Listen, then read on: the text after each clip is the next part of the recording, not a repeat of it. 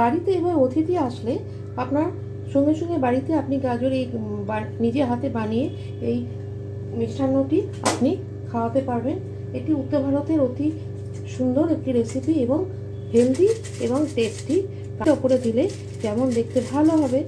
নমস্কার বন্ধুরা, আশা করি সকলে ভালো আছেন। আজকে বানাবো উত্তর ভারতের একটি মিষ্টান্ন গাজরের হালুয়া। এগুলো শীতকালে গাজর যথেষ্ট পাওয়া যায় এবং সবার বাড়িতেই মোটামুটি হয়। আমি নিয়েছি এখানে 6-7টি গাজর এবং প্রায় 700 গ্রাম মতো গাজর, এবং এই গাজরগুলোকে তুলে নিয়ে আমি এই গ্রেটারের সাহায্যে আমি গ্রেট করে নেব।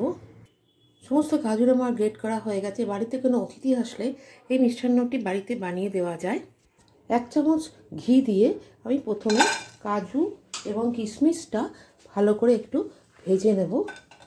1 মুঠো কাজু 1 মুঠো কিশমিশ দিয়েছি, দিয়ে এগুলোকে তুলে নেব।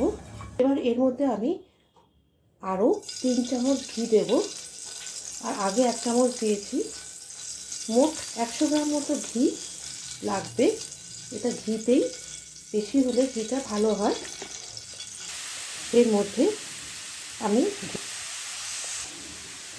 এটি খুব কম আছে এবং যতক্ষণ এটা কালারটা চেঞ্জ হবে এবং একটা অ্যারোমা পাওয়া যাবে, স্মেল বেরোবে, ততক্ষণ অবধি এটাকে ফ্রাই করতে হবে। এটা হয়ে গেছে, দেখুন কালারটা চেঞ্জ হয়ে গেছে এবং একটা সুন্দর মিষ্টি গন্ধ বেরোচ্ছে।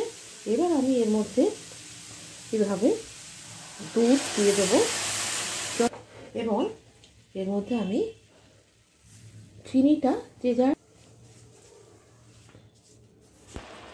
এর উপরে আমি কাজু কিশমিশগুলো দিয়ে দেবো।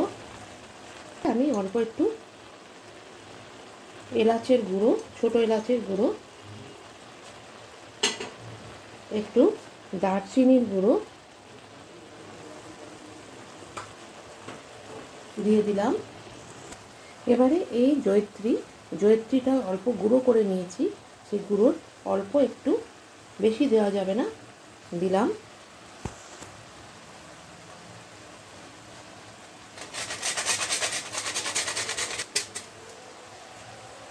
সব শেষে আমাকে এই খোয়া ক্ষীরগুলো দিতে হবে।